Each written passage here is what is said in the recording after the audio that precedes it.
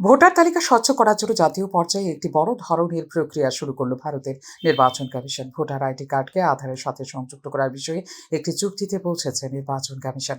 তবে শর্ত পূরণের জন্য যারা এখনো ভোটার কার্ডের সঙ্গে আধার নিবন্ধন করেননি তাদের কাছ থেকে কারণ জানা প্রয়োজন।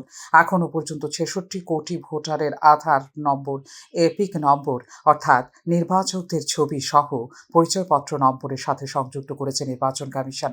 কিন্তু প্রায় ২২ কোটি ভোটারের আধার নম্বর পাওয়া যায়নি এখনো।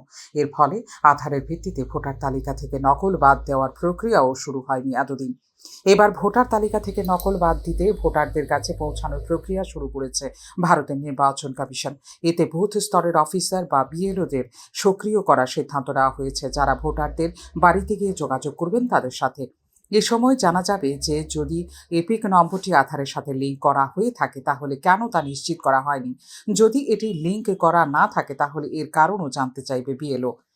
বুথ লেভেল অফিসার বা বিএলও ভোটারদের সাথে তার যোগাযোগ নম্বর শেয়ার করবেন। ভোটারদের কাছে পৌঁছানোর জন্য এই প্রক্রিয়া পরিচালিত হবে বিধানসভা নির্বাচনের সমান্তরালে। যে রাজ্যে নির্বাচন অনুষ্ঠিত হবে সেখানে অগ্রাধিকারের ভিত্তিতে সম্পন্ন করা হবে এই প্রক্রিয়া।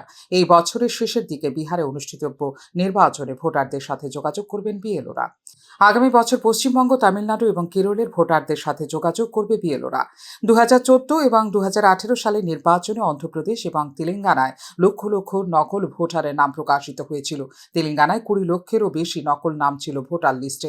এটা বন্ধ না করে সুষ্ঠু নির্বাচন পরিচালনা করা কঠিন বলে জানিয়েছে ভারতের নির্বাচন কমিশন।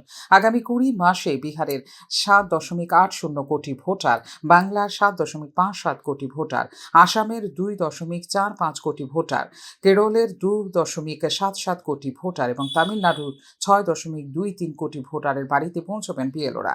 আগামী বছরে মে মাসে পশ্চিমবঙ্গ, আসাম, কেরল এবং তামিলনাড়ুতে অনুষ্ঠিত হবে বিধানসভা নির্বাচন। এই কারণে প্রাথমিকভাবে এই রাজ্যগুলিতে ভোটারদের যাচাইকরণ এবং যোগাযোগের এই অভিযান শুরু করেছে নির্বাচন কমিশন। পরবর্তী সময়ে ত্রিপুরার মতো রাজ্যগুলিতে শুরু করা হবে এই প্রক্রিয়া। বিভিন্ন রাজনৈতিক দলের প্রায় ১৩.৮৭ লক্ষ বুথ স্তরের এজেন্টদের সাথে যোগাযোগ করবেন নির্বাচন কমিশনের ১০.৪৯ লক্ষ বিএলও। ফিউরো রিপোর্ট, নিউজ নাও।